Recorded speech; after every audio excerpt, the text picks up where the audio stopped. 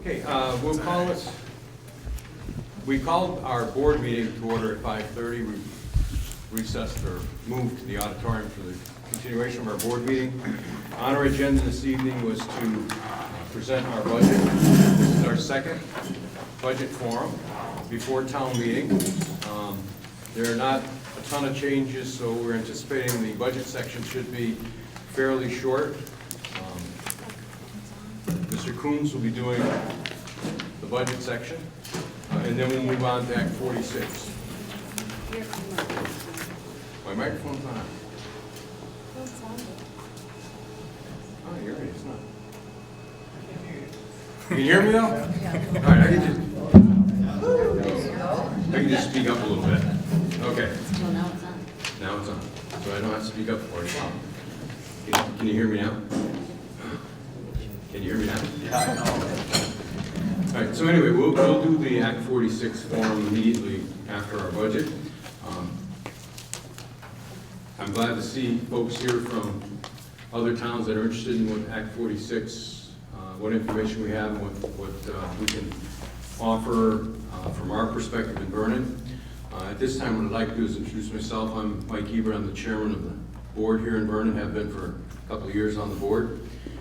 To my immediate left is Deb Heber, followed by Matt Coombs, vice chair, Gina Dyer, and at the end is Walter Bro, and he's our clerk. He's the board clerk.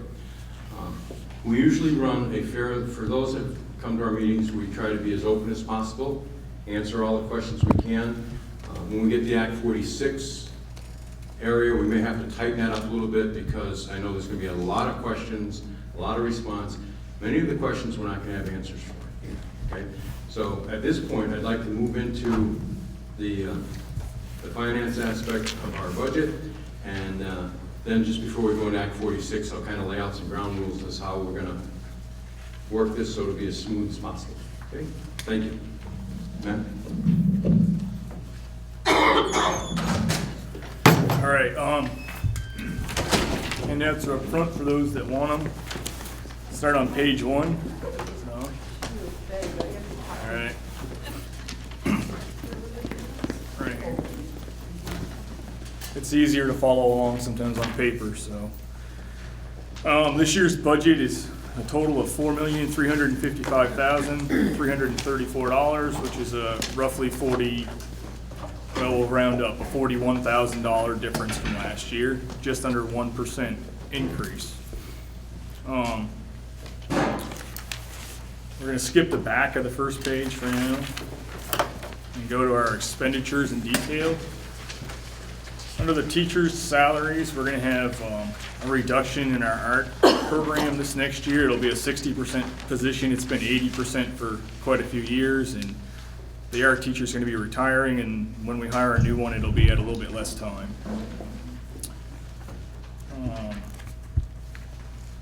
You'll also see that the paraprofessional salary is down, and we have 2 paraprofessionals that are going to be moving to district positions instead of Vernon positions this year, and we also have 1 paraprofessional position that will be eliminated. That shows up on, give me a second, page 5. And going through onto page 3. On page 5, the paraprofessional position that's eliminated would show up under special education header. And then special ed para salaries and benefits. It's a reduction there of $13,358. And so that's with the 1 position gone, but also with the other paras that are left, you know, whatever salary increases they might have. And whatever their health insurance went up, which I'm sure is a fair amount. There's not too many big changes on page 3. On page 4, the biggest change is our bookkeeper's position will be moving to the Wyndham Southeast Supervisory Union as well. So you'll see that the bookkeeper's salary, insurance, FICA, and supplies are all eliminated. And on page 5, you'll see that the Vernon Elementary School totals are actually down $33,223. Moving down a little bit further, you've got the 1 para position that comes out under the special ed header. And then our WSCSU special ed assessment is up for two reasons. One, we have a little bit higher population in Vernon of students, and that's part of the prorated formula. And we also have a little bit higher percentage of special ed students out of the overall number of special ed students that are in the district.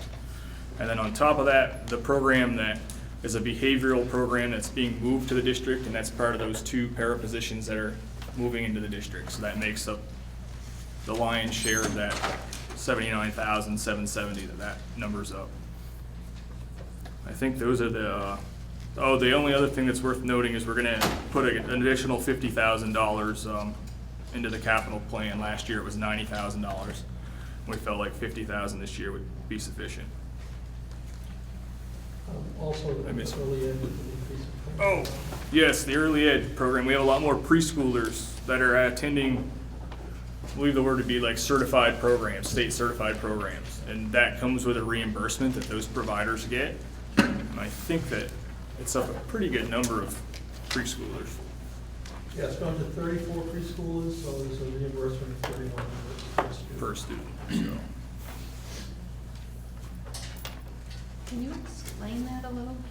What does that mean? That's probably a better one for Ron. So, we have preschool partnerships with several programs in the region, and so, Vernon gets the benefit of adding the student count to their budget, so it gives them more state reimbursement, state aid. But with that, you need to reimburse those preschools $3,100 per student. And that money goes to the preschools to increase salaries for their teachers.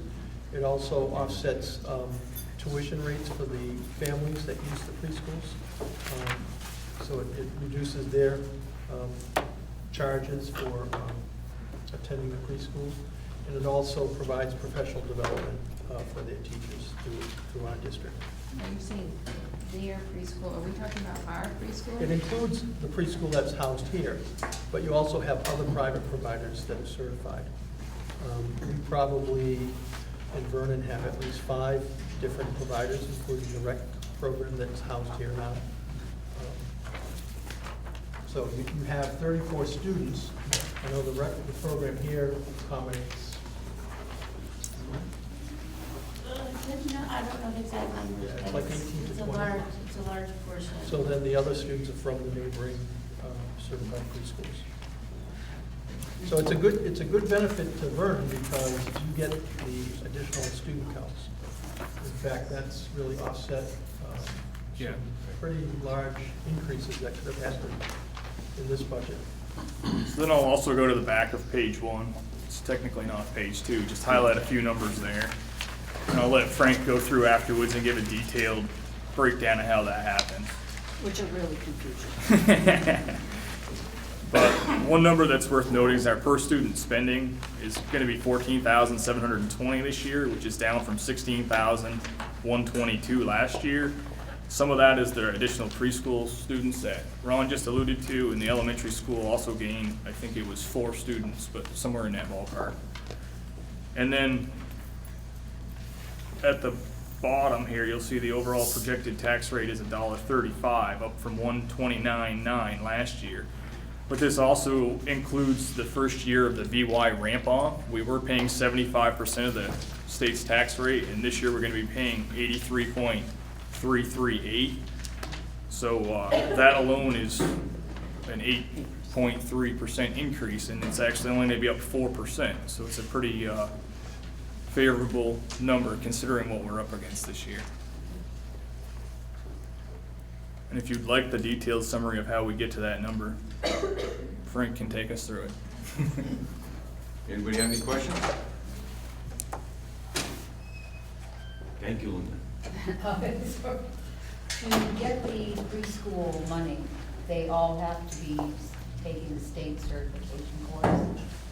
I mean, I can't just open one Right. up and get the money. Yeah, I they have to be go a state certified and be program. state certified. And those people are monitored, people go visit them at their preschool to make sure everything's going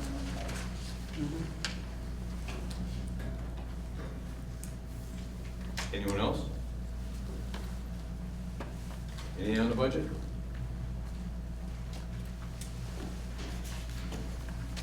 I'd like to thank you for keeping this budget as low as possible.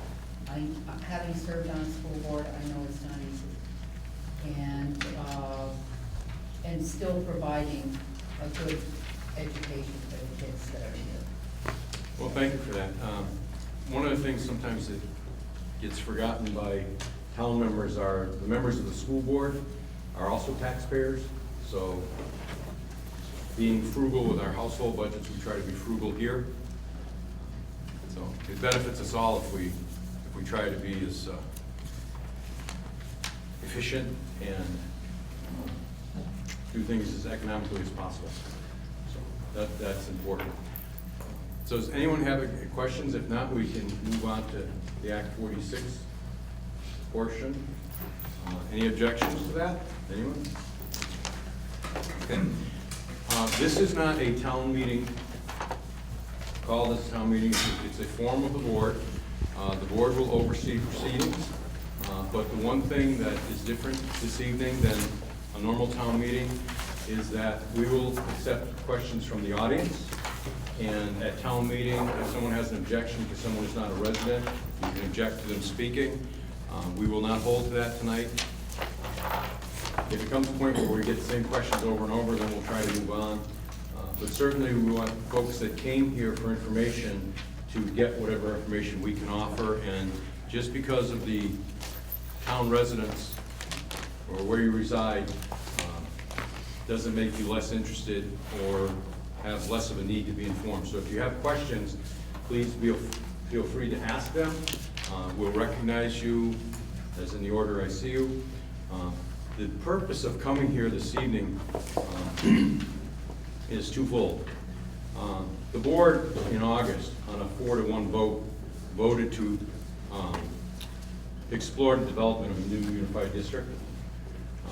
But it was not the intent of the board to look at the accelerated program, which is currently the case. There will be an Act 46 meeting Wednesday night in Guilford. Fortunately, I will be able to attend that one. It'll be my first one, which will be nice to see. But for Vernon's part of this, there are a lot of unanswered questions, many centered around school choice and choice options. And for other communities, I will try to offer some viewpoints from Montpelier and my own personal viewpoints. So we're going to be asking the town people, how important is school choice to you? How much of a value does it have to our town and the benefits to our town? And also, we'd like to ask the town to support us in the more deliberative process, taking more time and a slower process in looking at all the potential options for Vernon. We feel that there's no need for us to rush through anything. There are options available. We should look at every option possible, what works best for Vernon, what's in our students' best interest, and what's in the best interest of the citizens and taxpayers of Vernon.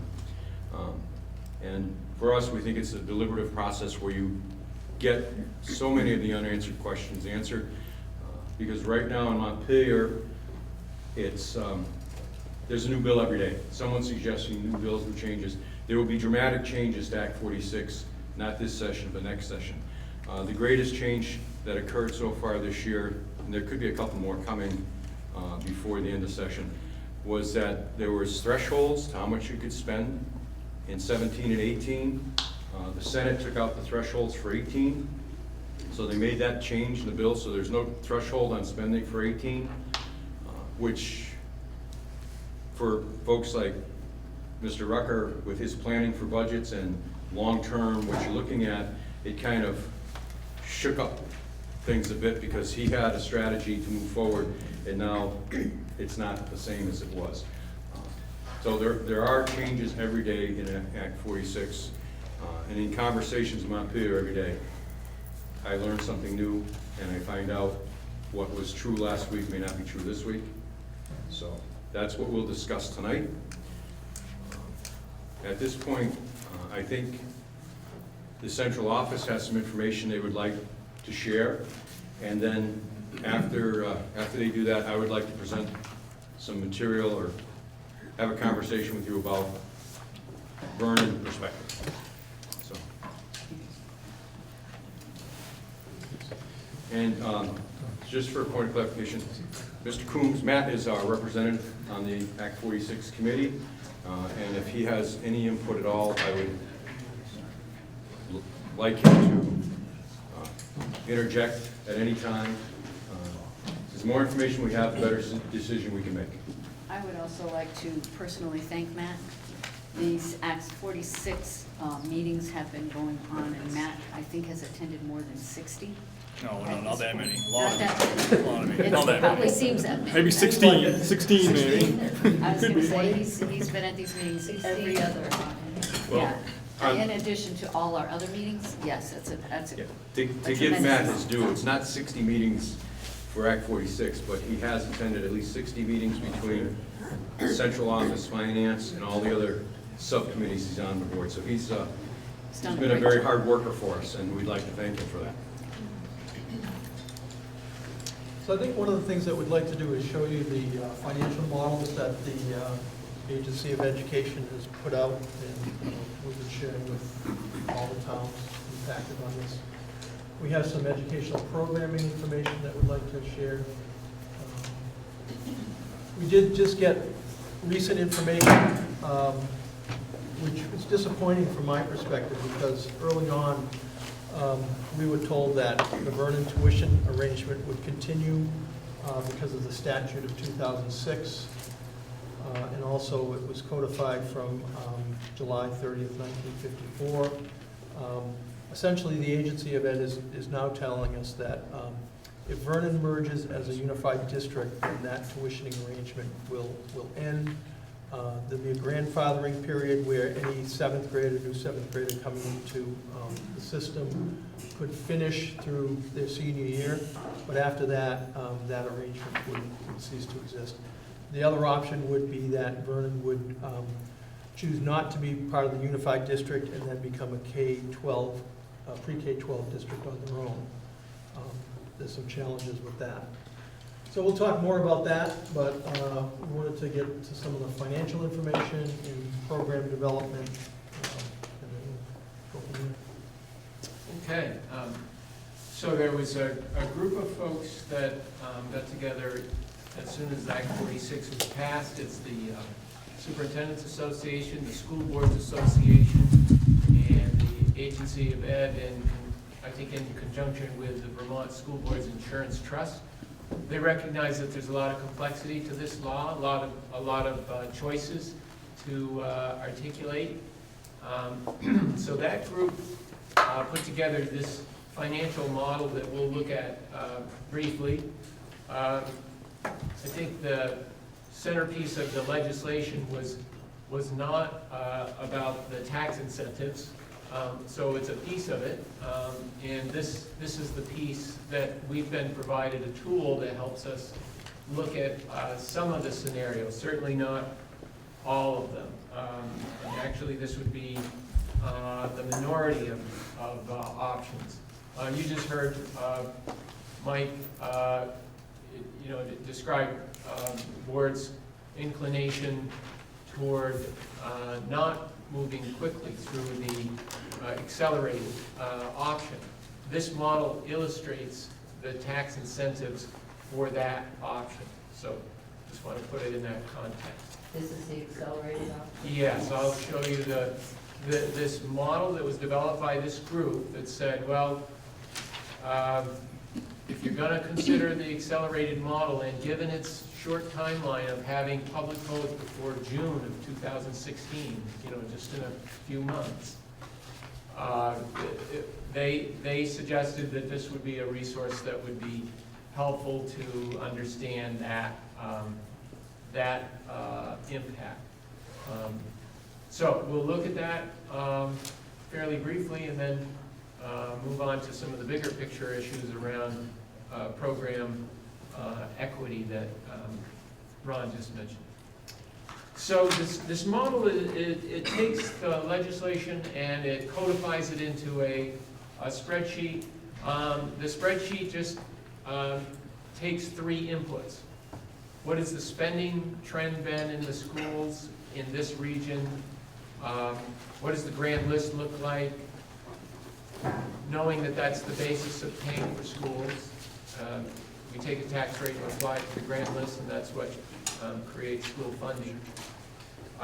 And then what is happening in student enrollment?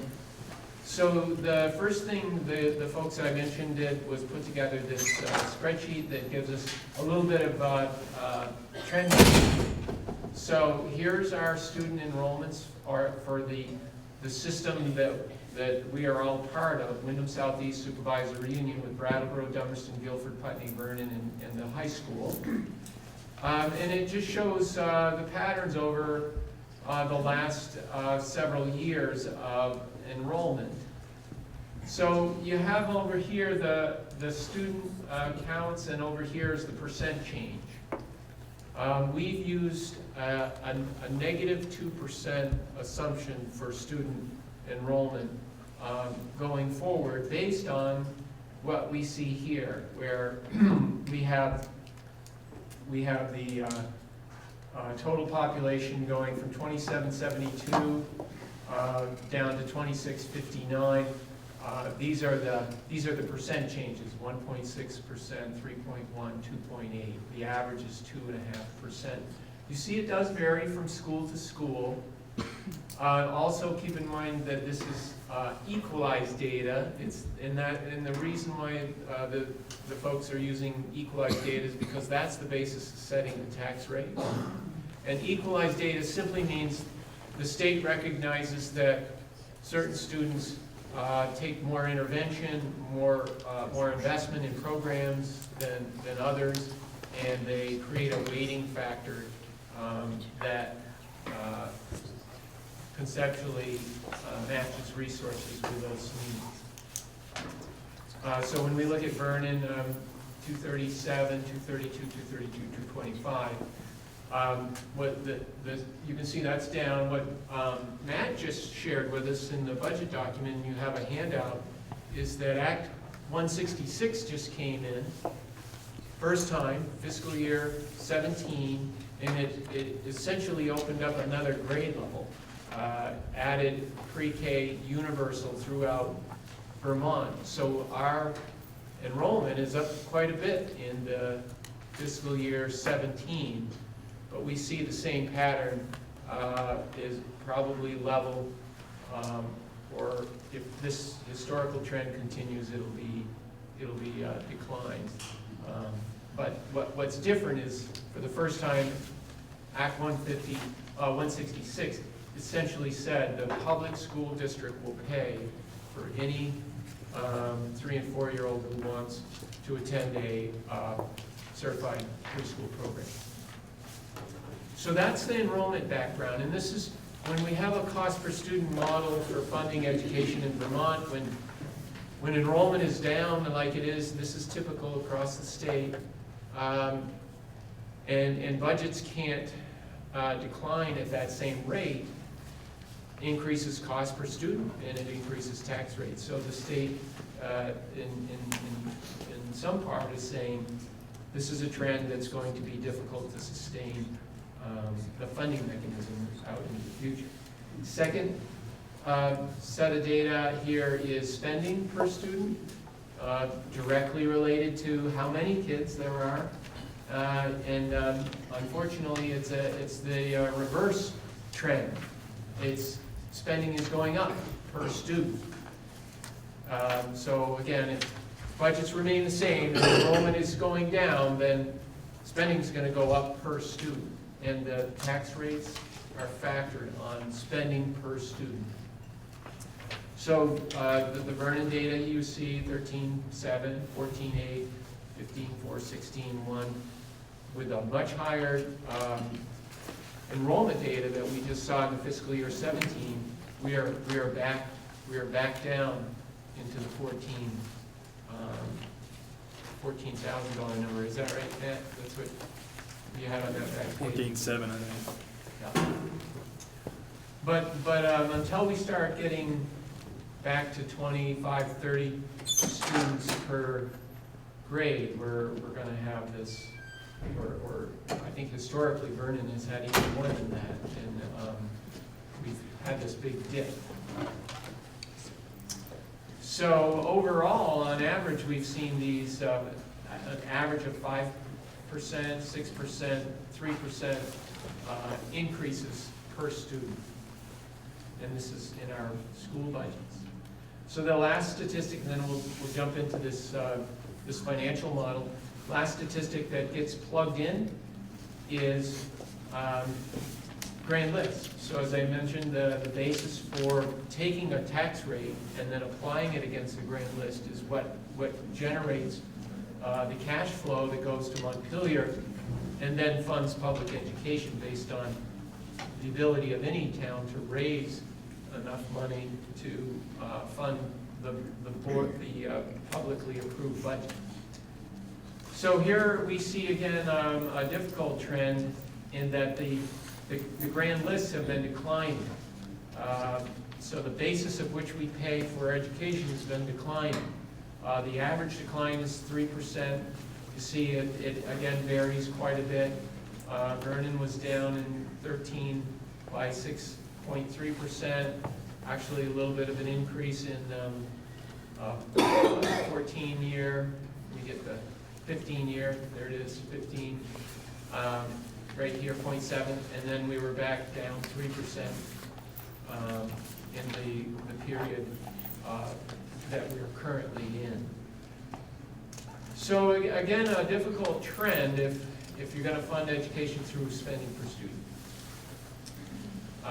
So we took those historical statistics for our region, average of 2.5% decline in enrollment, average of 5% increase in spending per student, and average of 3% decline in the grant list, and we put it into this model that was provided for us. And that's right here. Here's the three inputs. We went with a lower number. We didn't do 2.5. We did 2% in decline in enrollment. We didn't use 5%. We used 2% in the change in spending because we thought that board spending will flatten out. And we chose not to make a prediction on what the real estate market is going to do. We just went with 0 and neutral. So those are the inputs that we are provided for in this model, and then this model takes some of not some, but the provisions in Act 46 that says we'll either will remain in terms of benefits if you go to an accelerated, or they will go away if you do essentially nothing. And that's these statistics here. So finally, getting to something that might mean a little more to folks is a projection of tax liability over time. It's very important to note that there's lots of disclaimers in this program that says don't use these statistics as a true representation of the future. They're just saying, based on trends and based on what we know now, here are some estimates of what we might be looking at. So we look at we pull out our towns and we look at what the data tells us. So if we put in having those statistics and we have a $200,000 house in Vernon, this model is saying if we don't have the discount in place that Matt mentioned, we would be about $1.67 in Vernon. We just heard tax rates of around $1.30. And that's a reflection of that, how significant that discount is for Vernon. But over the next 3 years, fiscal year 17, 18, and 19, that discount is scheduled to go away. That's a statute that was passed, I think, in 2014, is that right? Mike, X 174? So this is an attempt at giving you an apples-to-apples comparison. And this top line is, okay, if we didn't do anything in Vernon, and we allowed the provisions in Act 46 to go away, for many schools, it's things like the small schools grant. That is not an issue for Vernon. So and for others, things that go away, there's something called a hold harmless provision for if our student enrollment is dropped by more than 3.5%, the state says, oh, we're not going to count that substantial decline. We're going to leave you at what they call a hold harmless rate. Those are things that have helped to mitigate the impact on the tax rates. They're built into this model, and what this is illustrating is if an accelerated vote went through, it becomes effective for the fiscal year 18 period. That's July of 2017. And then we can begin looking at, okay, well, what happens if you do nothing versus you go to the accelerated model under these assumptions, and we know they're just assumptions. It says in 2018, we would project the Vernon tax rate to be $1.85, but if we went with the accelerated model, we would project it to be $1.72. Right off the bat, the legislation is providing a 10-cent reduction in the tax rate for supervisory unions that choose to unify and become a supervisory district. It's only in the accelerated model that 10-cent credit is available. So that explains most of the difference in the tax rates, is the discount. As we go forward, you see 2019, doing nothing allows, these are under those assumptions, those three inputs that we put in, 2% decline in enrollment, 2% increase in spending, and no change in the grand list. This is what the projections would look like. And you see the difference on a $200,000 house. We start to see the difference in the tax rates and the projected savings. So that means a $200,000 house at a $1.99 tax rate is going to be this $3,986 in tax liability for school property tax on the homestead. And under the projected model, it's this $3,630, or the difference between that number and that number is this $356. So that would be the incentive. So as we go through into these projections, I think the further away we get from today, the less accurate the projections are likely to be. But nonetheless, here's the way this model projects the tax trend. So that's an overview. We do have another document that the study committee has reviewed that illustrates the same concept in a little simpler format. So did folks get this handout when they came in? Just a single sheet? I'll just zap it around real quick. So I'll just go and show me.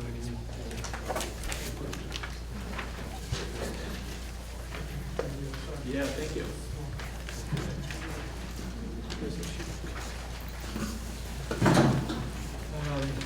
So I'll just spend another moment on that, and then I'll turn it over to Ron. Can I borrow yours? Yes, sir. I just gave it away. So what this document illustrates is the grand lists in each of our towns as it is today So, you know, Putney East Grand List, 1,286,000. Dummerston, 1,540,000, and so on. Vernon, 1,326,000. This doesn't make any projections about if it's going to go up or down. All this document does is say the state has come out and said they're offering a 10-cent incentive if all 5 towns in our case vote to unify. And if you take a 10-cent incentive on Vernon's grand list of 1,326,000, it's $132,694 reduction in the amount that is collected for school property tax. It's an incentive for folks to consider the unified system. This analysis says, okay, let's assume that grand list just doesn't change for the next 5 years. This law, Act 46, provides for these incentives over the next 5 years. And the first year is 10 cents, the second year you see is 8 cents, and then 6 cents, and then 4 cents, and then 2 cents.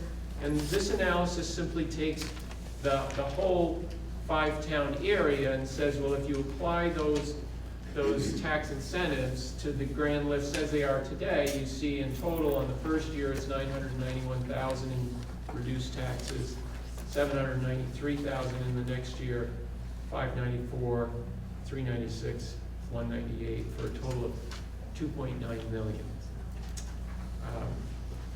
So that's an overview of some of the financial characteristics of this, and this is just the accelerated.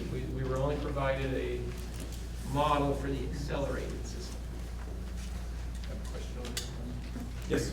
I'm not sure, maybe Mike, but I wonder if you could provide a little bit more of the background of what the intent of this law is. Are we talking here about combining districts to get some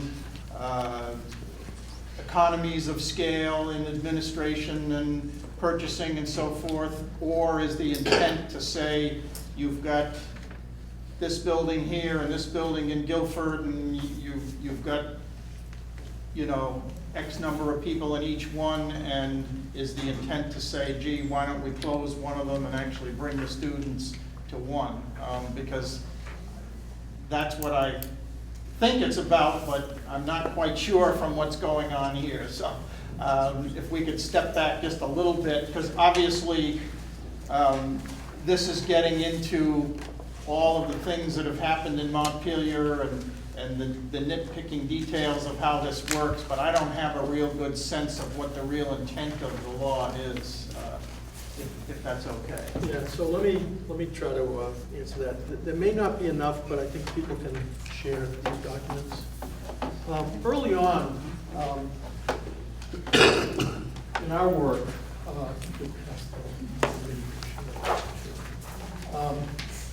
the issue of equity has come up about this legislation in terms of what sort of programming happens in each school. And I think Wyndham Southeast Supervisory Union does a really good job in terms of providing opportunities for students in each of the schools. But I think as we started to look at the programming that exists in each school, we started to realize that there is a lack of equity in some of the schools. Our district, I believe, is of a size that I don't believe that any of our schools are small in the sense of closing the schools. But I think there really are opportunities to maximize resources and share resources. And I think that's what the big takeaway for us is in terms of the types of programming. Now, I'm not going to go through this whole document, but what caused us to create this document is looking at student population for each school, percentage of free and reduced lunch students, special ed students on IEPs, individual ed plans, intensive services at various schools, out-of-district placements, special ed education rates for each school, cost per student for each school, ranging from a low of $15,573 to a high of 168. We looked at preschool programming, some having it in their school. Now with Vernon, the rec program in the school is a real benefit. Other schools that do not have that ability. We looked at enrichment staff.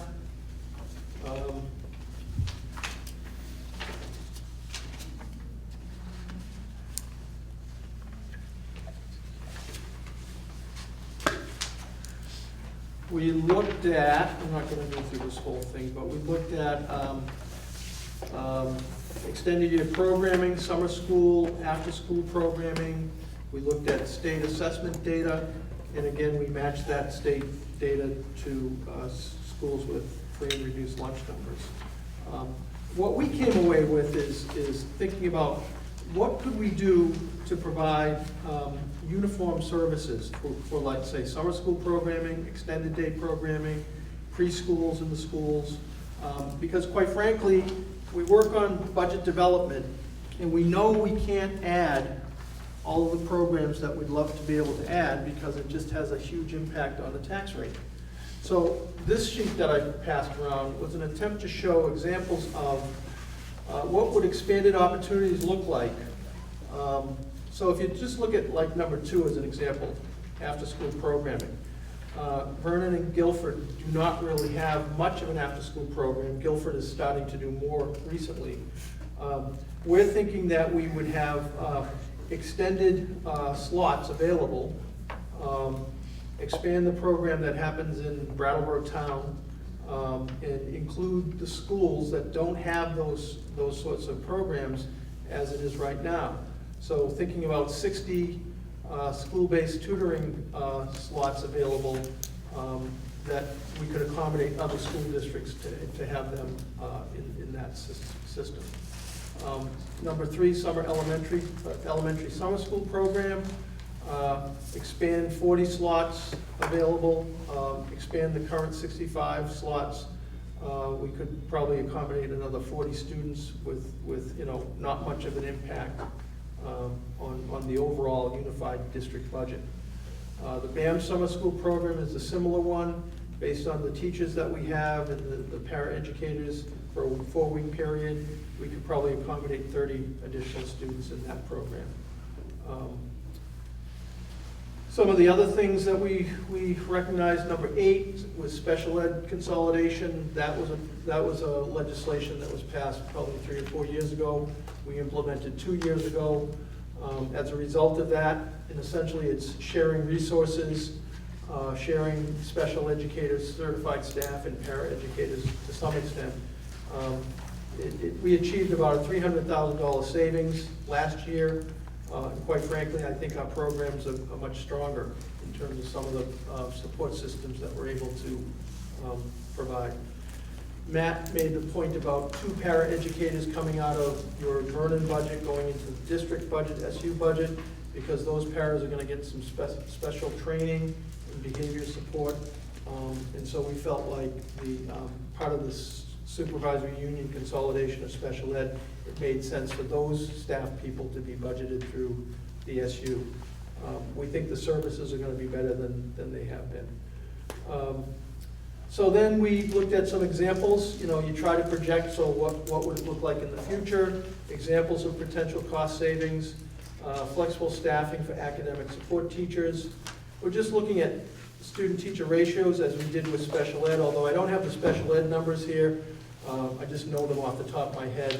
Before the consolidation, we were hiring, or we utilized 1 certified staff person for every 7.5 students on an IEP, a special ed student. Now, over the course of the 2 years, the ratio is 1 per 12 students. And that's still a very manageable caseload. Some districts, it's not that I'm advocating it, but some districts go as high as 15 to 17, 18 students per caseload. I think a 1 to 12 ratio is very good. It provides good services, and it reduces the budget. So there's an example of one of the things that you were asking. So things like academic support teachers, just looking at the ratio that we have now, 1 teacher for every 101 student, and changing that to 105 students, adding 5 students to the caseload. That through attrition would be a result of $90,000 savings. Business office operations, the consolidated audit, we know would save us $40,000. If we were looking at number 11, increase regular ed student ratios, student to teacher ratios. Currently in some schools, it's 12 to 14 students per class. Ideally, it would be 16 to 18 students per class. We didn't project an amount of money saved, but it would save quite a bit of money. So those are some things that we've been working on to try to explain how resources could be shared throughout the Unified District. As it is now, it's very difficult as single districts to be able to do that. And again, as you're trying to build a budget and offer programming, it's nearly impossible to add, a $50,000 item to your budget and think that it's not going to have a pretty negative impact on the taxes. If I can just follow up. Okay. So, I mean, from what you've said, that it seems like this makes a lot of sense and there's a lot of good things to come out of that sort of consolidation. But then we're kind of hearing about, well, we don't want to do the accelerated, and so again, I'm not quite sure where all that fits into the overall idea of can we make things more uniform and more efficient among the schools rather than, every single town doing their own thing. Okay, Dr. Dietrich, if I may, Roger? Sure. Okay. First of all, I'd like to thank Dr. Staley and Frank Rucker for their presentation. And I did want to give them the opportunity to give the perspective from the supervisory union. I think it's an important perspective and needs to be considered. We have to consider all options and all thought on this.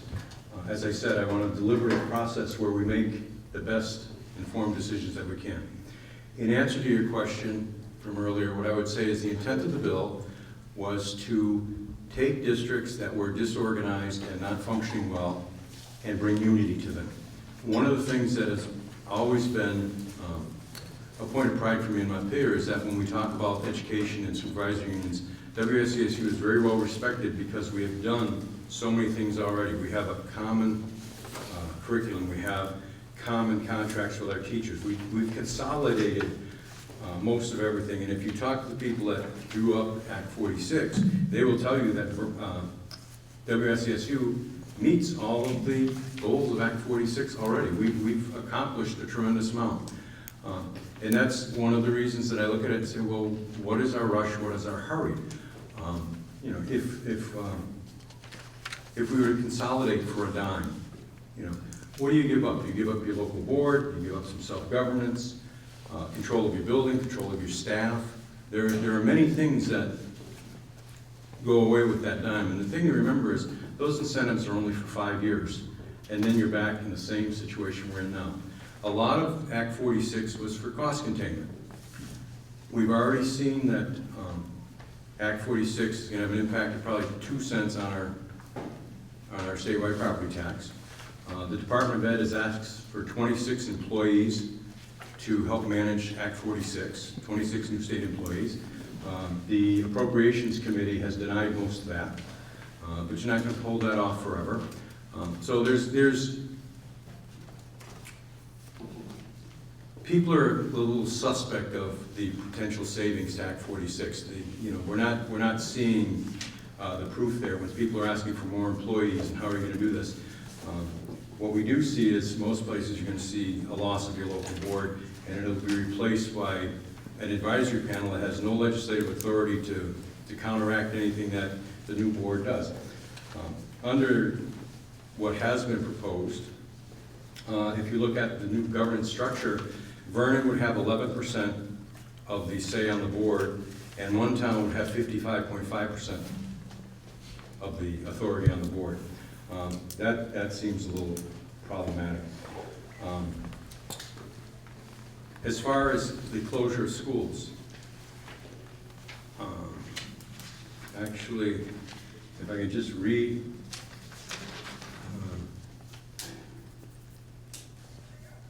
Representative Dave Sharp, Bristol, he's the chair of the House Committee on Education. He says Act 46 does not force anyone to close their school. But it doesn't stop any new unified district from closing your school. And I'm not saying this would happen, no one's discussed this, but hypothetical. Guilford's population continues to decline. And Vernon has been stable for, since about 2007, we've been pretty stable. But when we added on to this building, we anticipated 310 students.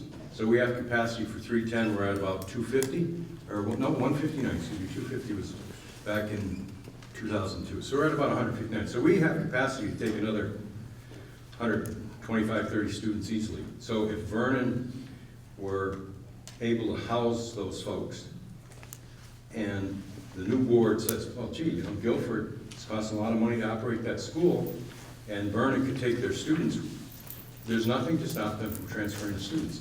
Your agreement may say for the first 5 years, we're not going to close schools, we're not going to do these things for the first 5 years.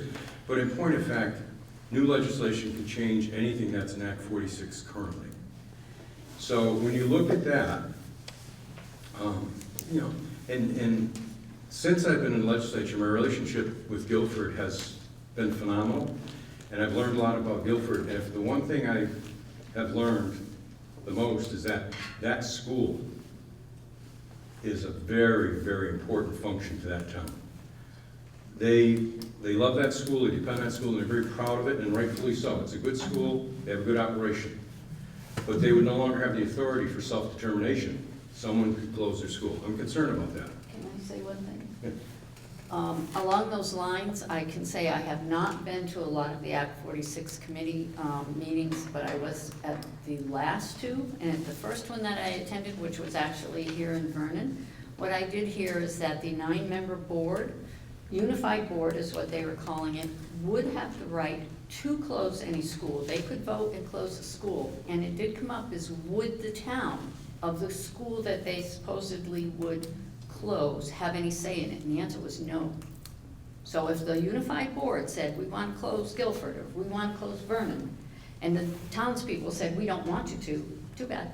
The board already said yes, so the townspeople would not have a say in it. That distressed me a great deal at that meeting. Well, I just have to say that hasn't been determined yet. No, but that was what was said here in this building. That is part of the authority that board would have. That Would could, it go could be that an way? option. I don't know. It depends on how the language is written when the articles of agreement are constructed, and there has not been a vote No. on that language at this point in time. Okay, let's not get into a debate about the individual agreements.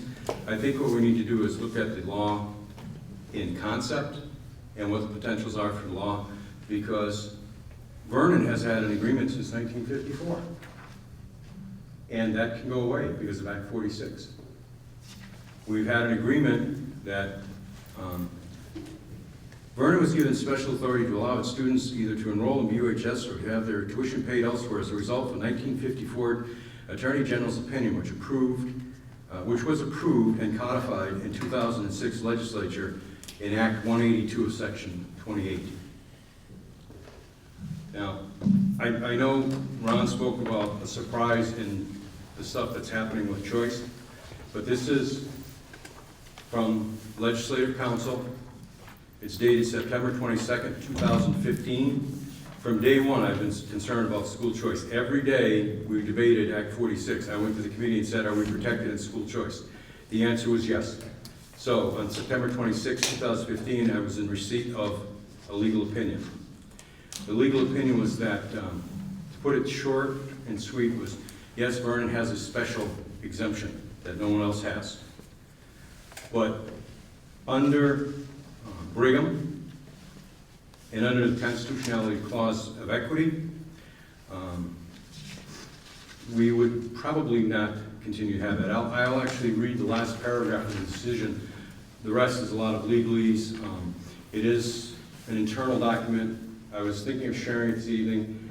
I asked Ledge Council, and they said I could not share the entire document with the general public because it is an internal legislative document, but I can read from excerpts. So, existing exemption. It is more important to note that there is an existing practice in one union school district that proponents could cite in support of permitting a merged district to provide different educational options to students based on town in which they reside. In 2006, the General Assembly enacted Act 182, Section 28, which authorized the town school district, which is a member of a union school district and which has historically paid tuition for residence grades 7 through 12, students attending public and independent schools outside the union high school district, as authorized by the opinion number 13 of July 30th, 1954, and Section 439 of Vermont statutes of 1947. Both will be a member of a union school district and concurrently pay tuition for residents, and it goes on and on. Here's what the Act 46 legislation says. It is the intent of the General Assembly to authorize a town district which has historically both belonged to a union school and provided for education of its students by paying tuition to continue to practice, not to authorize the practice to other schools. So in Act 46, through all my lobbying and efforts, Vernon was granted an exemption. Although legislatively authorized in this one narrow instance, if the authority granted by Section 28 would be challenged in court under the Common Benefits Clause, it is unclear whether the Supreme Court would find that the limited and long-standing nature of the provision is constitutionally permissible, or whether the analysis in Section 2 of this memorandum would require the repeal of Act 182, Section 28. So the Supreme Court of the state of Vermont could repeal the agreement we have. So when we talk about having binding agreements between towns and these unified districts, think about the impact of Act 46, what it's doing. All those agreements that have been made in the past between towns and school districts and everything, this erases all of that. And Donna Savage-Russo is the drafter of the law. I don't believe anyone understands or knows the law better than she does. And this is her opinion. And her opinion is that Vernon would, in all likelihood, lose. And lose the right to have school choice. Having said that, one of the things I want to do is invite Donna down here to meet with the school boards, not just Vernon, but the school boards, to allow them to ask questions and look at the concerns that we all have on Act 46. I mean, the lure of a dime, you know, it's pretty appealing. Hey, you save a dime. Now, if it was a dime in perpetuity, that may have some value, but it's 1 year. And after 5 years, it's all gone. Thursday, there's going to be 93 towns represented at Montpelier. There are 93 towns that have school choice. They're going to be lobbying to have something done to this law to protect school choice for their individual towns. We are in the best position of anyone in the state to continue school choice. And we've been told time and time again that we're not going to be able to do that. When I asked the question about what Vernon should do, on December 1st, Secretary Holcomb in the well of the House was talking about the legislature understanding the ramifications of Act 46, which we had passed, which I voted against, but no one really understood what it meant, but we had passed it. So I specifically asked her about the Vernon situation, and her advice was, become an independent district. You are geographically isolated from any like districts. No one else has school choice around you. So we could do that. We could become our own district. I was concerned about that because once we broke away from the supervisory union, we do derive benefit from the supervisory union. So I did go and ask, well, could we contract with the supervisory union to provide us the same services that they do now? The answer is yes. We could contract for that and do what we're doing right now, but maintain our independence and our school choice. Again, that's why I'm asking the townspeople, and there's not a lot of us here, but I just want a general sentiment about school choice for one, and two, shouldn't we be more prudent? And I'm just going on for another 2 minutes, and then I'm going to open it up to the floor and try to answer whatever questions I can. There was a confidential memo obtained by Vermont Public Radio. And it shows that the Agency of Education is still trying to decipher what the school law actually means. In the memo, Gregory Glennon, the general counsel at the Agency of Education, it goes on and on and on. But the most pertinent things that I'm interested in are, we have been presented at the agency, let me see what he says here. We've been presented at the agency with a variety of insights about the meaning of Section 4. Glennon wrote, referring to sectional reform law that addresses choice in school districts. This appears to be a case of the legislature having spoken, but we aren't sure what they've said. And further in the memo, he talks about other sections of the bill, and he refers to the same thing. The legislature has spoken, the Agency of Education is not sure what the legislature said, and quite frankly, the legislature is not sure what they've said. You go to the Ed Committee, there's 11 members, ask your questions, and you'll get at least 5 different answers. Margaret McLean, former principal of the year at Peacham Elementary, says it's a major problem. She was also on the State Board of Education. She says the legal memo highlights potential minefields that must be addressed so that towns know if they can preserve school choice or not, or what other benefits they can preserve before they move forward with the various merger proposals. They can't move forward forming a district until there's clarity around this. These are the people that are on the Board of Ed. These are the people that supposedly understand the law the greatest. That's why we're asking the town to please back the school board in taking a more prudent step of not being on the accelerated, but moving forward. And my final statement is going to be, if we chose to try and form our own district, and we found it did not work out, we do have the right and opportunity to then join the unified district. We cannot be excluded from the district. I got that opinion last week. I said, well, if we don't join, what happens to us? Are we abandoned and, we're the redheaded stepchild out there? And he said, no, if you found it didn't work for you, you could then join that district. And finally, the other thing that I found out that kind of surprised me is being that there's no other like districts to us until you get, well, there's no other real like district, but districts with school choice.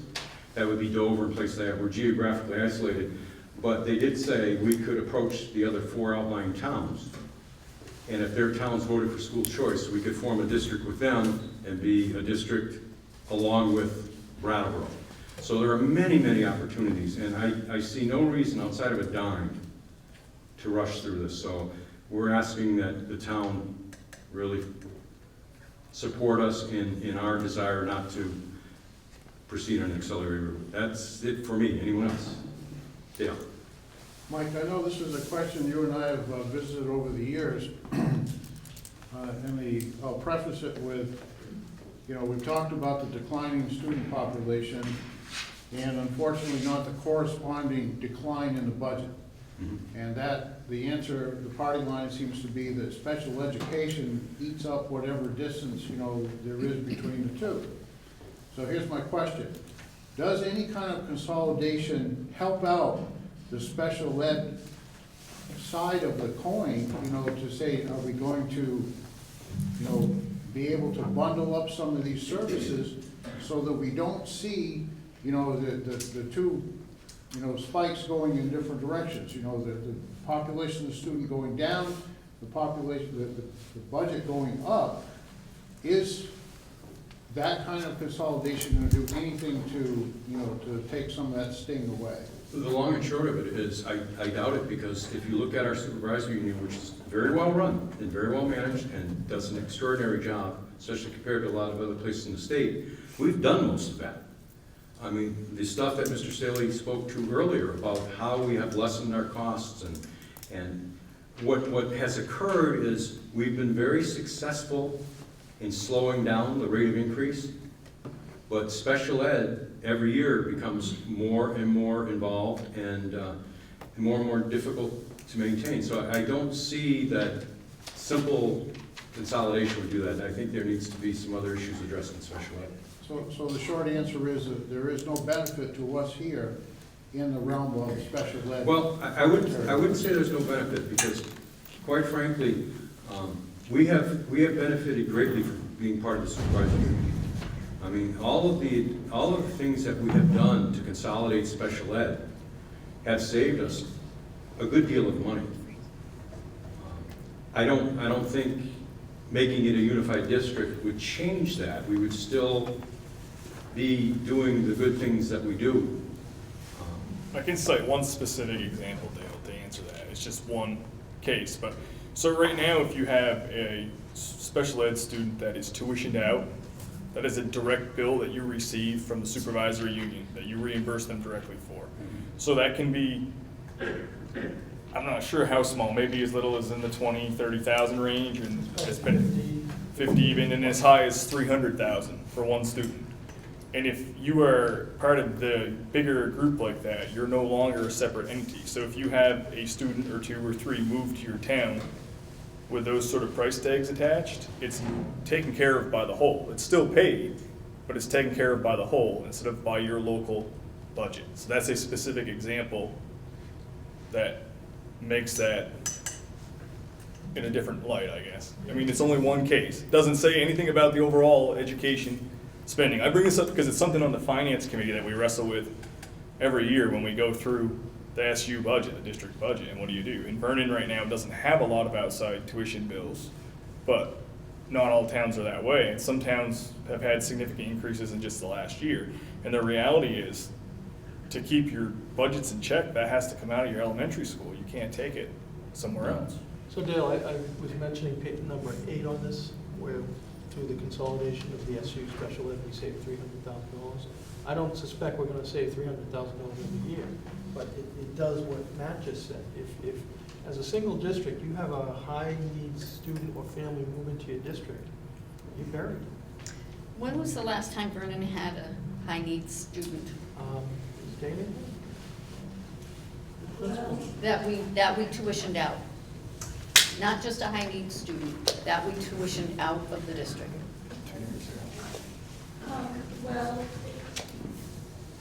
there may be one coming down the pipe. This is only my second year, so in my 2 years here, there hasn't been anybody. Yeah, I think what I'm aware of is that there's potential that's happening for next year, and, that happens in districts. I understand that. I would like to say, though, to the townspeople right now, I don't think we should make a decision on one possible child coming in. The total savings over the next 5 years, if you look at this paper that we're given, it's almost $3 million. What Vernon would be saving is $398,000 over 5 years. So for 5 years, a savings of $398,000, if we break that down per household, are we willing to give up our right to school choice for that little amount of money? $398,000 over 5 years is not that much money. And most people have income sensitivity. They wouldn't see anything anyhow. So the question in my mind, we hear a lot about the dollars and what we would have to pay. So if Dummerston has a child or somebody else has a child this year, we would end up paying part of that whole as a school, a unified district, and it's not our student. On the other hand, if we have a student, they'd end up helping pay that. But I'm not so sure I want to give up school choice for all the students that have come through here and have chosen to go through other towns, other schools that have benefited them, that the parents have chosen to send them other places.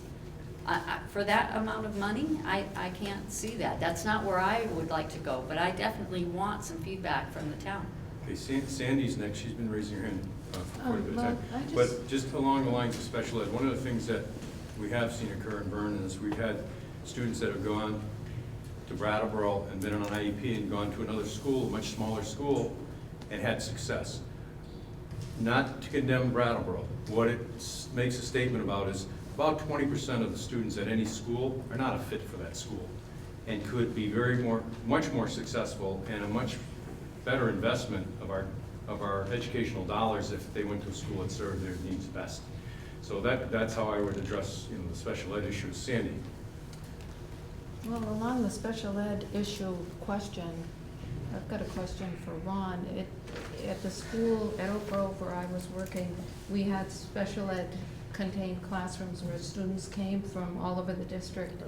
And it's my understanding those are being phased out and the kids are being sent back to their towns over the next year or two. This is their, Yeah, that's really not the case. We have the intensive programs in Oak Grove and Dummerston, and they will be maintained. But what's also happening is step programming services that have happened at Academy and Green Street are being spread to the other schools to have more behavioral intervention support, which many of the schools, most of our smaller schools don't have. So it's not taking those intensive students and spreading them back to their schools. It's actually getting more staff training to the special educator and the behavioral support people in the smaller schools. okay, well, I had Go ahead, something else follow I up. wanted to say. But I think that you're going to be seeing less of that available and more responsibility for special ed students. But I cannot believe for 1 minute that if we become a unified school district and give up local control over our tax money, that we're not gonna pay more. I cannot believe that for 1 minute. If we lose control over what we are spending for our school and have to depend on a unified board to decide, and we have a representation of 11% on that board, that's very little say. And another thing I wanted to say is when I was on the school board here back in the early 1980s, the superintendent and chairman of the board at Brattleboro Union High School came after us about school choice, and we had to hire an attorney, and we had to go to court and fight for that with them because they were determined to eliminate that choice for us. And we found documents going back to the 1954 when we joined the district, and we fought the battle and we won.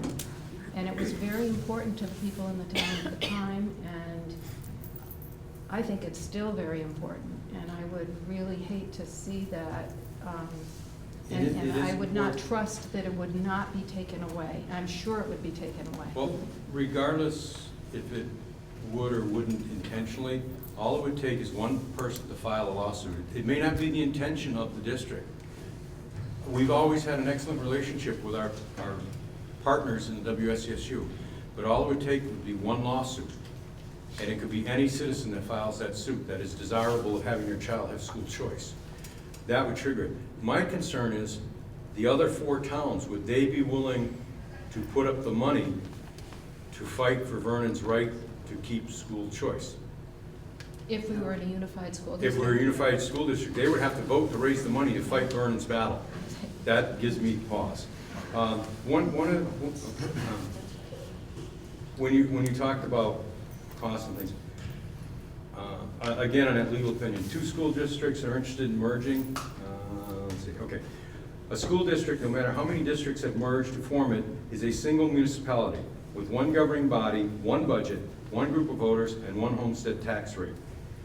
As a practical matter, it would be difficult for a district to provide different educational opportunities, but we would have one tax rate, everything would be the same, and the CLA would be across the entire new district. So our tax base and everything would shift dramatically if this were the case. Yes? So I've heard conflicting information on our capital funds and whether we retain control over that money or lose that. And I'm wondering what that means. If Vernon were to join and we determine that it would be in our best interest to do some kind of restoration or some kind of maintenance, or, you know, we talked about changing the way we power our school, will we be at the mercy of being on a wait list for the district, or will we still have control in order to vote money to No. do that? No, you would not have that control because you would now be one part of that one district, one budget. You would be part of that broad budget. The disposition of your buildings would not be up to you. You know, the policy we have of when we had the death on the railroad tracks, and we had the memorial service here. Well, the school decided we were gonna open the school. We've opened the school to folks in town to do just about anything you'd like to do here. If you'd like to have your wedding, you can have your wedding here. You know, the people of this town have paid for this school. It is their school. So if someone from town wants to use the school, the board has allowed that to happen. If you have this new board, there's no guarantee that would continue. And as far as where you would spend money, that would be up to them. Yes, we do have a capital plan. The straight, short answer, when I asked legal counsel who that money would belong to, it would belong to the district. Now, the district has assured me that they wouldn't just use our money, it would be kind of earmarked for Vernon. But that's not an ironclad guarantee. You know, I can and if you walk around this building, yeah, you've worked on this building, you've been in this building. This building has been well maintained. extremely well maintained. I would defy people to walk through, unless not you, I'm not gonna ask you because you know. But unless you know what the old part of the building was and the new part is, you are hard pressed to determine what was put in here in the 80s and what existed in the 50s. And we're very proud of that, and we've always put money into that. I look at other schools, again, Dale, I'll look to you, you're a construction guy. When you shortchange maintenance, what happens to a middle school in Greenfield when maintenance is shortchanged? A minor renovation becomes millions and millions of dollars. Pioneer Regional School, they didn't maintain that school, it cost them millions in the long run. So we've always invested in maintenance. That wouldn't be our choice anymore. You look at our gym floor, it's been sanded once. That gym floor, in most other places, should have been gone 10 years ago. We should have had to replace it. We still have at least 10 years of life in it. It's because we do our maintenance. We take care of our building. It would no longer be our building. Can I say one thing? Well, somebody over here had raised their hand. Who was it? Somebody have a question? I have one. Oh, okay. Well, it's a totally selfish question. I'm a paraeducator here. We have chosen as paraeducators not to belong to the union. Right. We determined it's our own best selfish interest not to belong to the union. Would we be then forced to join the union? Well, I can check for you. I have no idea how that would happen. I have no idea whatsoever. So if I could just respond to what you said, there is in the article of agreements draft language that specifies specific funds would be maintained by the district. So capital funds, the intent of this unified district would be to maintain capital funds within each building. So it's not commingled. Right. But Ron, my point is, it's not that I don't trust the folks that are here now. I'm looking in the future. We don't know who's going to be on that board in the future. We don't know what the motivation is going to be. And we certainly don't know what the future legislature is going to do. Just like we've had an agreement since 1954, originally 1947 when it was proposed, that has been here historically all that time. And with a stroke of the pen, when Act 46 was passed and the governor signed it, that deal's dead. That document could be influenced by any action of the legislature. So that's why we need to be prudent. Sean, right here, and then Sean. For my own self, in the last 3 years, my taxes have gone up over $800. And this would make that I would have to save an extra $21.80 a month to accommodate 1 year to wait and see how things work out. My feeling is there's so, from watching the state school board and watching the things that are on television, there's too much ambiguity right now in this and too much flux. And for 1 year, I've already paid $850 almost dollars extra for 3 years.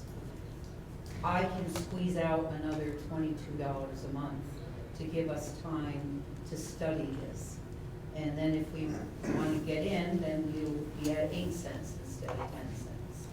You're right. But I think that right now, Act 46 is so much up in the air.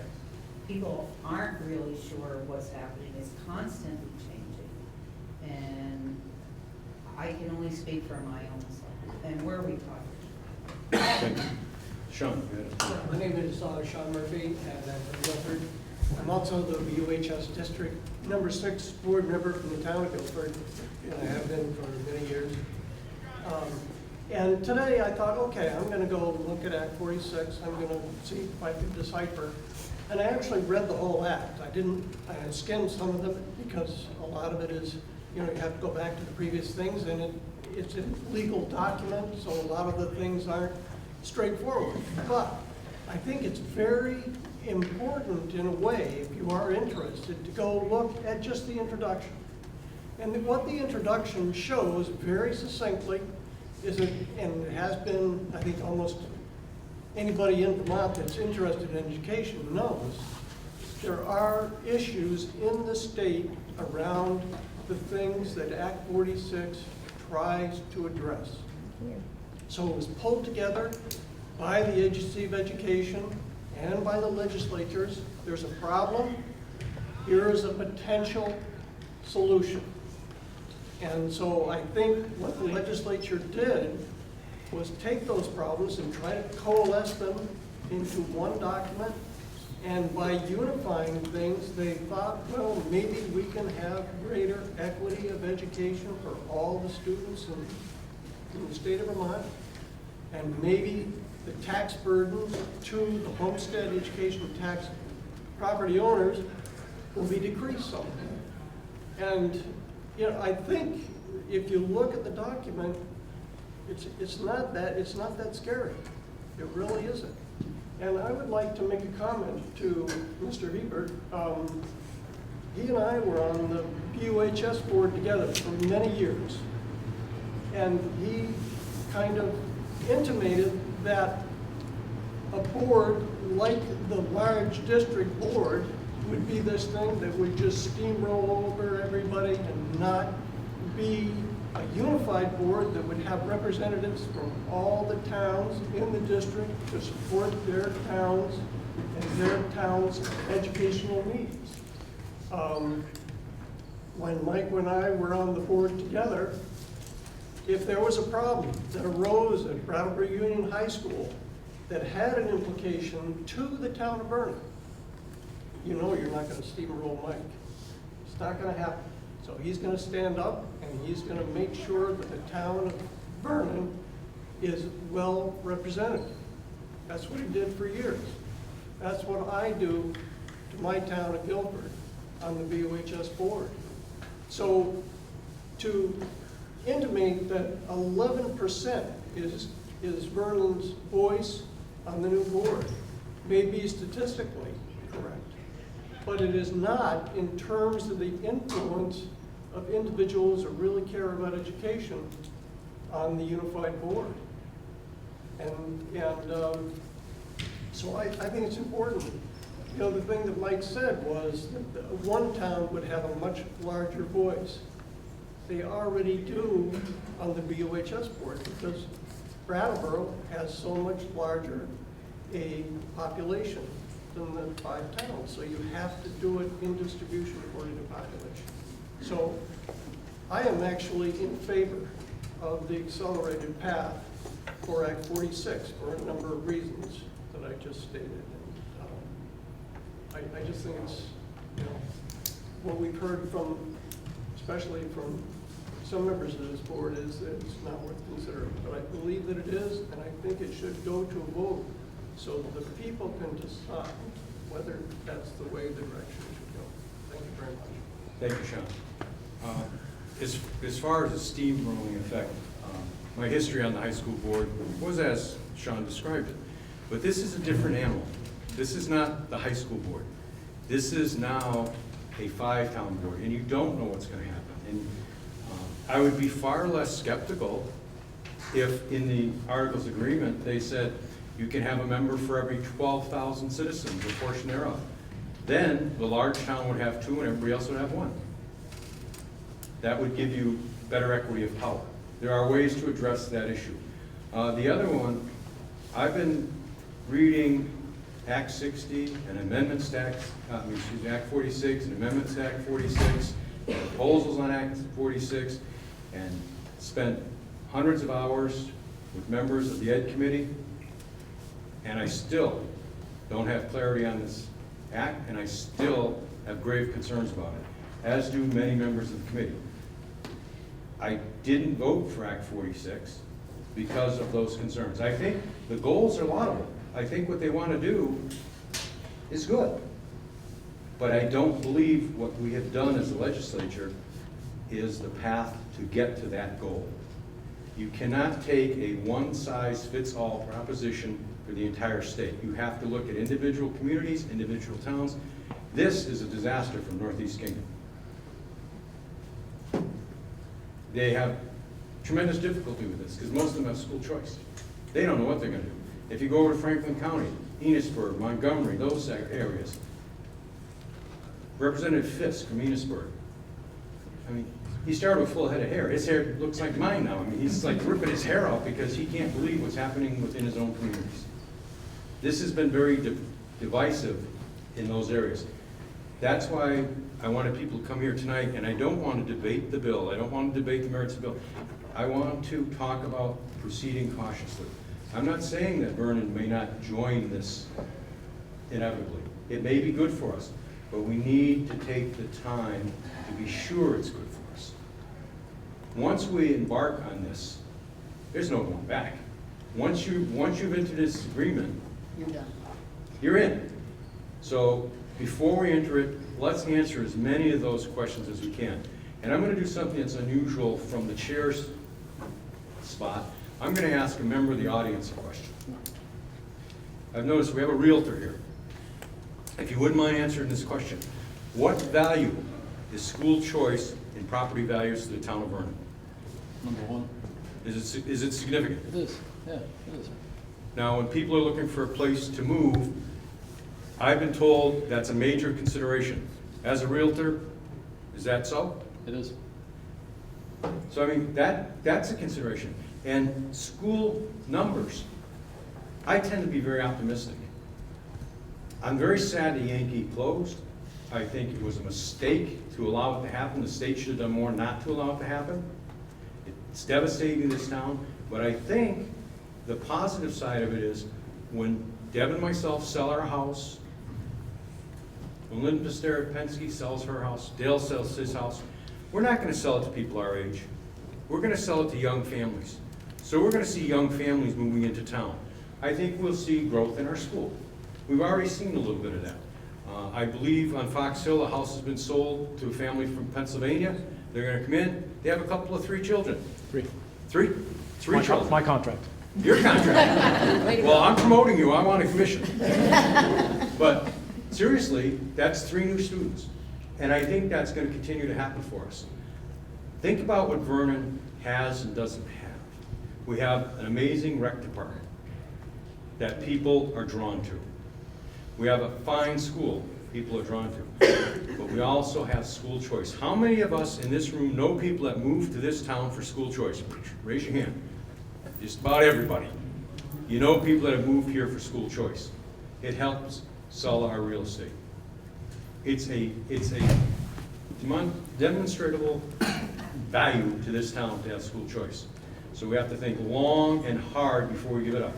And I have seen kids flourish because we have school choice. And I would never say Brattleboro's a bad high school. It does a good job for students. We've had successful students. They've gotten into the finest schools in the nation. But it's not the best school for every student. And as long as we here in Vernon can provide the opportunity to offer our students the best educational opportunity for that individual student, that's our responsibility. We as a board are responsible for the taxpayers and our students. And it's been my philosophy for years, and I've been on school boards for over 30 years. I don't care if I fund a particular building. That's not why I'm here.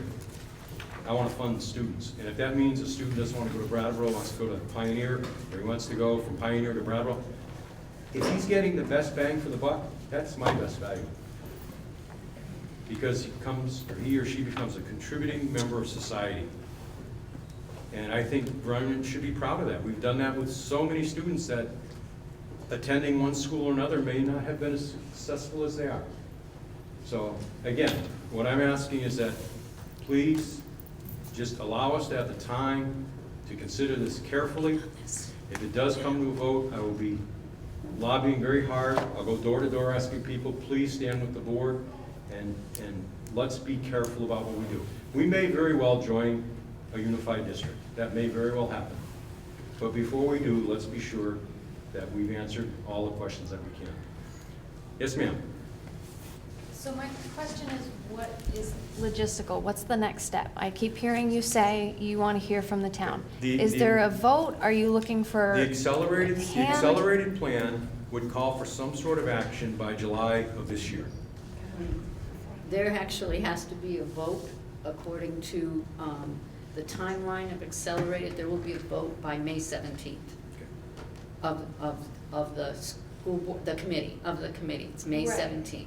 But you keep saying you want to hear from the town. So I want to hear from you. Do you want us to slow down, or do you want us to go to the accelerated? These are the people that are here. That's what I'm looking for. Okay. I would love to hear from every single one of you. What do you want us to So do? you're not planning on doing like a townwide poll or anything like that? It's just what we say here? Well, no, personally, I would do more outreach. I would go and try and talk to people around the town. But as Deb said, there will come a time when the town will get the school board's not going to get to vote on this. It will be the townspeople that are going to get to vote on it. You'll have a special town meeting, and that will be the article. Okay. And what I'm saying is, think long and hard, and let's be cautious, because we lose nothing by being cautious. There is far greater danger in proceeding blindly. But to that, can I Okay, say go ahead. something? I would really like to hear from almost everybody here who's a Vernon resident of where you would like the school board to go. I want to keep my school choice. Thank you. You're welcome. There was someone over here, oh, way in the back. Mike, earlier you alluded to the rec board, I haven't heard any conversation on it yet. You know, is there any effect that going to this district would have on the rec board? I know they rent portions of the gym and, you know, for programs after school, eating programs. What does that look like? Can you predict it at all? It's an unknown, but I think if we were in a unified district, it would be short-sighted for that district to turn away the rec department, because it is a source of revenue for the school. It's a substantial source of revenue for the school, because they're occupying space that, for the most part, would be empty. There's always activities going on in a gym, and we were able, because it's not an educational, directly linked to educational programming, we're able to charge them rent and their portion of the utilities for space that they utilize here in the building. So I think, I would not think that a unified district would say, hey, we don't want your $300,000. So I would think it would be safe, you know, it would, but then again, it would be a conversation with the select board, because they would no longer be negotiating with Vernon Elementary Board, they would be negotiating with whomever.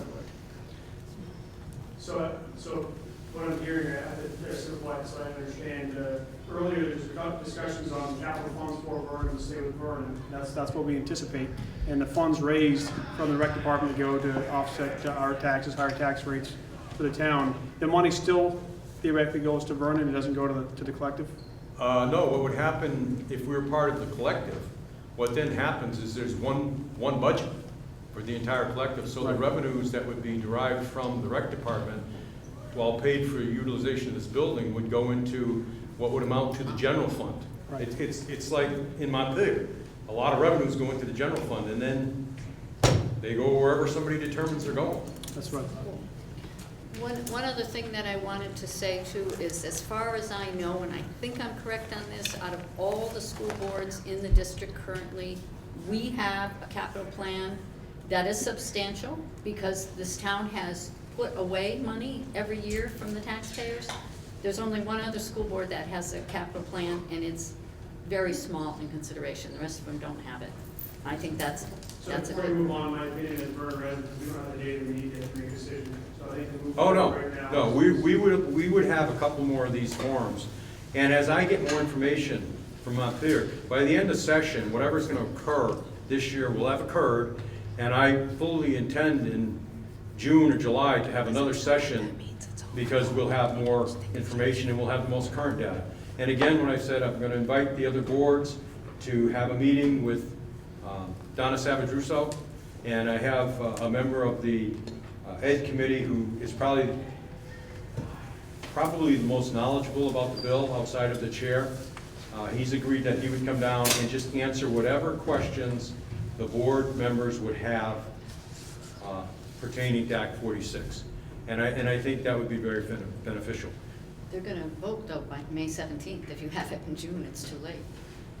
No, they're gonna vote by May 17th to do what? It still has to come back to the towns. No, from what I was told at the last meeting, May 17th, the committee will vote and send up to the state board the plan for But it has to be approved by the Then it individual has to go towns. to town. Once it's approved by the state, it has to be approved by the towns. The issue though that I'm having is if we say right now, because we have everyone here telling us that they don't want us to do this, that's going to change the plan. That's gonna go up there on May 17th, because now we're a town that's not involved, which is gonna increase the other 4 towns, the other 4 districts. It's gonna make their cost higher. So if we're gonna back out, there's a big impact. I think we have to have some kind of decision before that board, that committee, makes that decision to send it up by May 17th. Well, the only way you can do that would be have a special town meeting, but one of the things to your point, I'm glad I'm going to Montpelier tonight. One of the things to your point is that the other towns could see increases if we were not to be part of the unified district, but it would not be our intention to sever all ties from the supervisors union. So we would still and could still contract for services from the supervisor union. So the financial impact to the larger unit may be significantly less.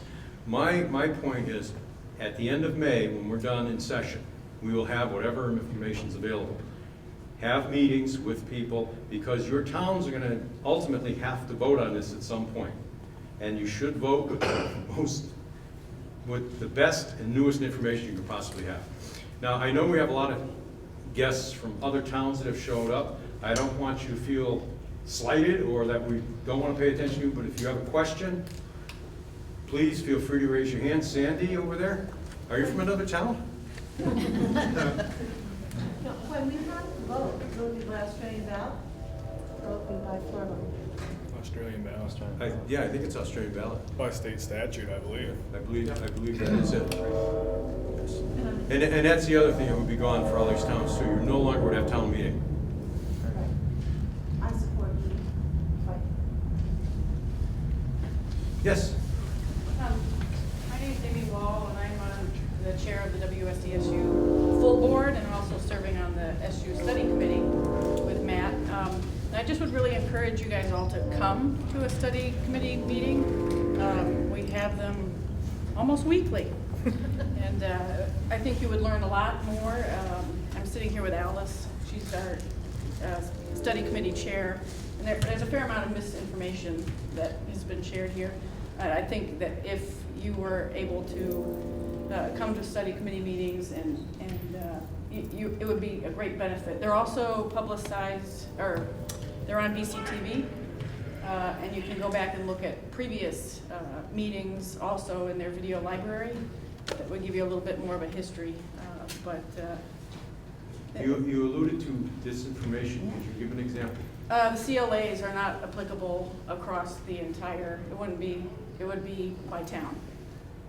You're certain of that? Absolutely certain? Yep. Okay, I'll check into it, because the latest information I had is they were. Yeah. I just read that document this evening, so we'll check that. Yeah.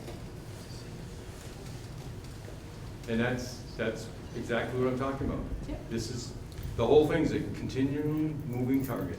Yes? So I do think there is so much to learn about how this law works and how we're meant to chip away at it and understand it in our communities and in, for example, the study committee.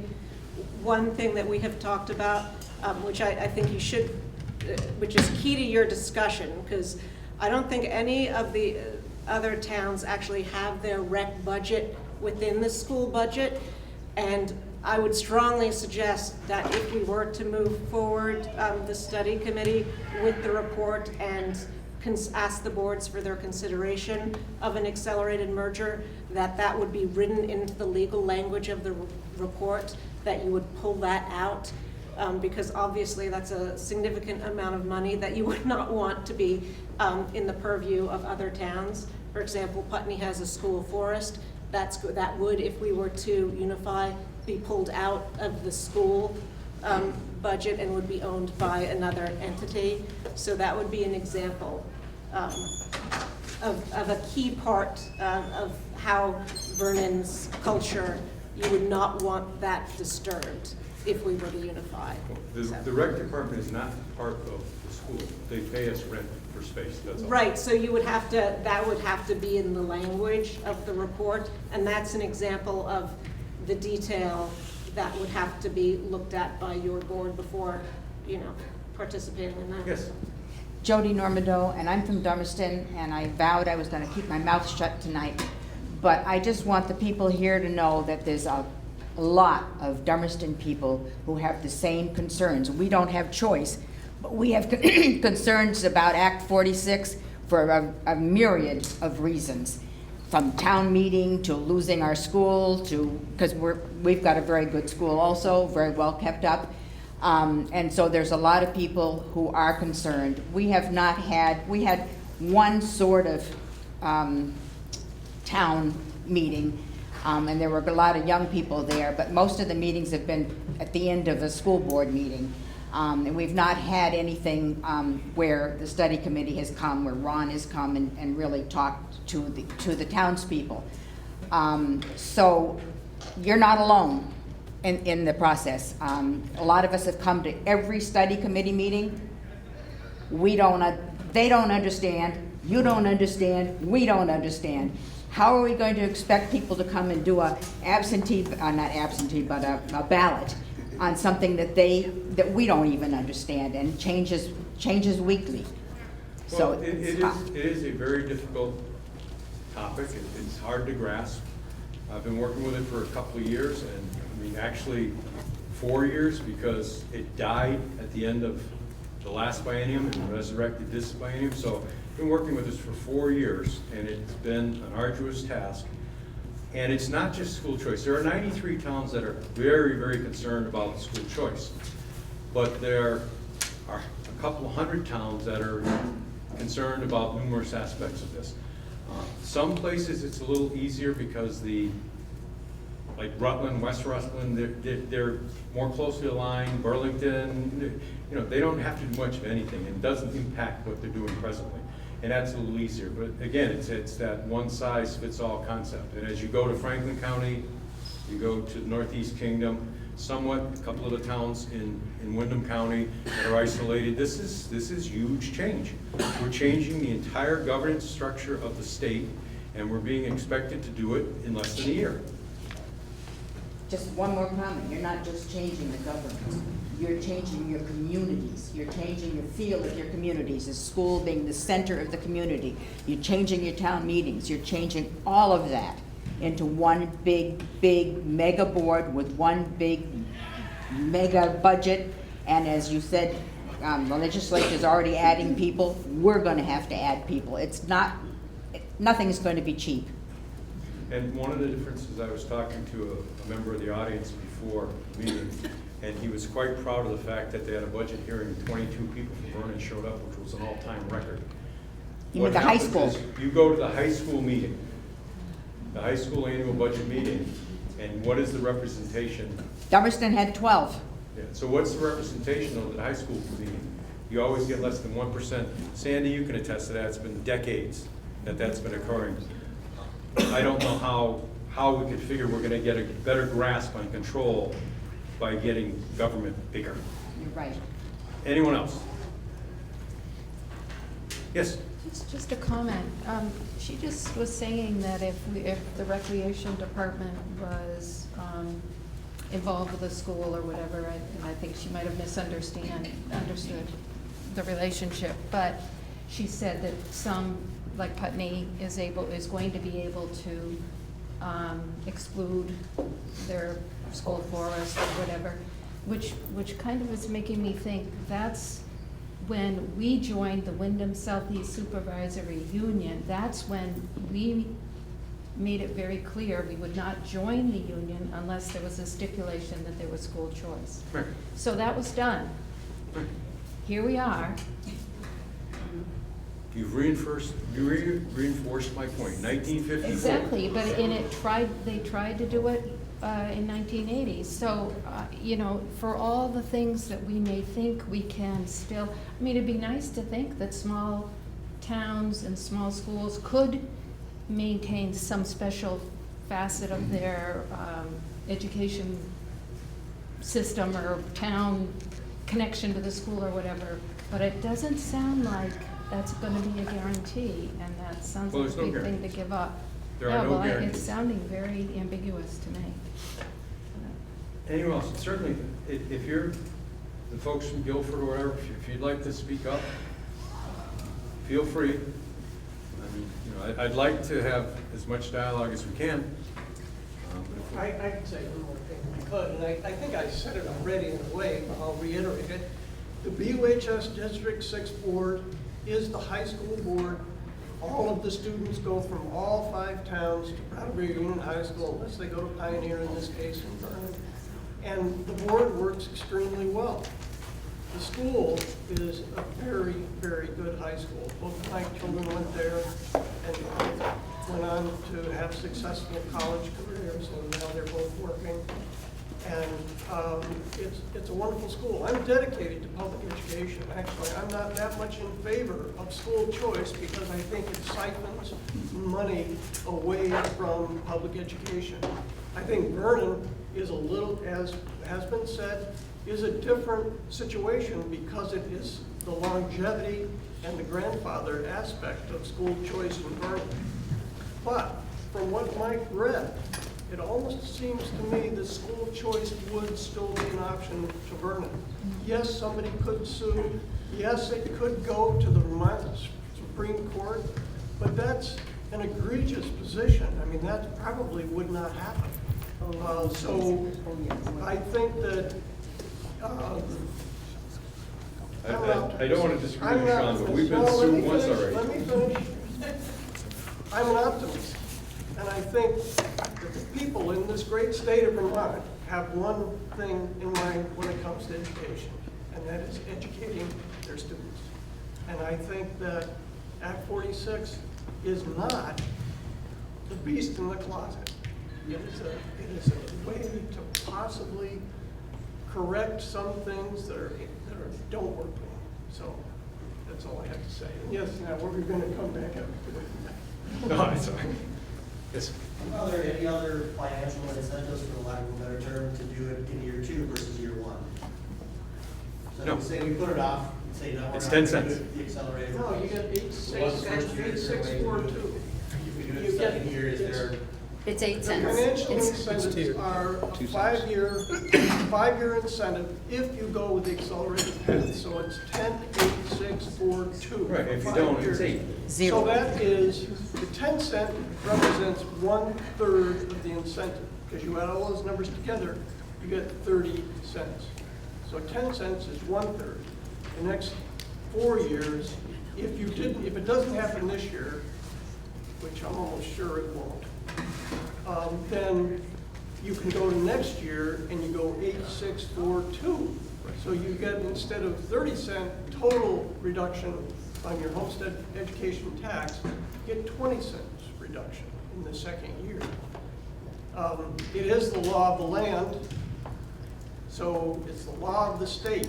It will have to be followed at some point, but you know, when it happens, who knows? It is a dime. You enter in the second year, you start at the 8 cents.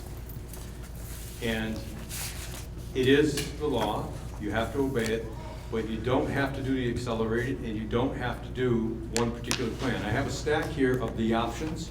Anybody wants to see them? Here they are. Grab one, take a look. There's a multitude of options, and you can do virtually anything you want. Can I say one other thing? Yes?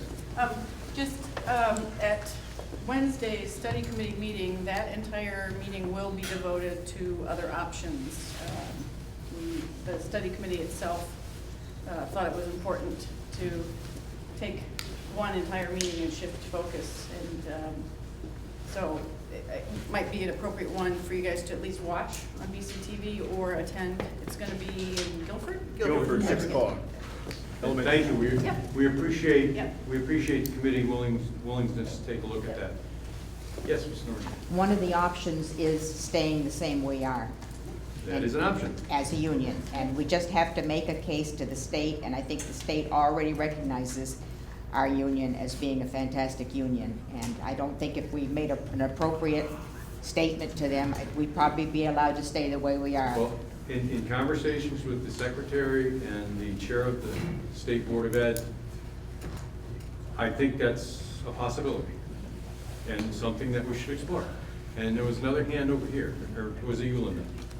Somebody was waving. I was going to ask when that meeting was going to be. Oh, Wednesday. okay. So, What did it say, Sandy?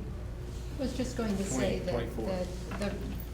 I am not trying to be critical of the high school, and that's one school with a board of people from different towns involved with one school, which feels very different to me than everybody having their individual school, which is, they're all unique. Dummerston has a very unique, wonderful school, Guilford does, Putney does, and they're all a little different and quirky in their own ways, but they're wonderful schools, and you're giving up a lot of that, because when you go to,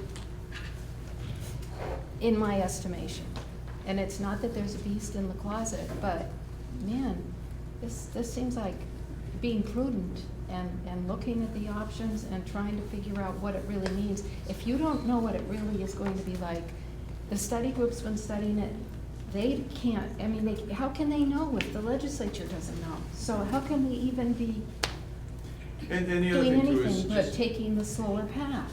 and It's- the other thing, just in philosophical concept is, small schools are not necessarily a bad thing. No. Barbara, where'd you go to school?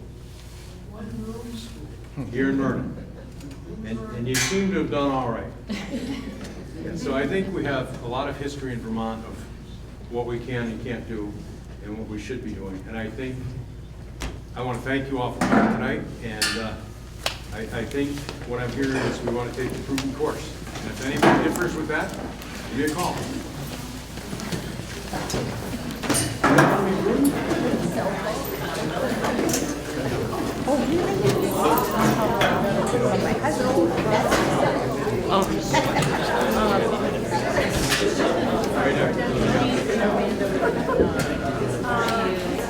That's an outline.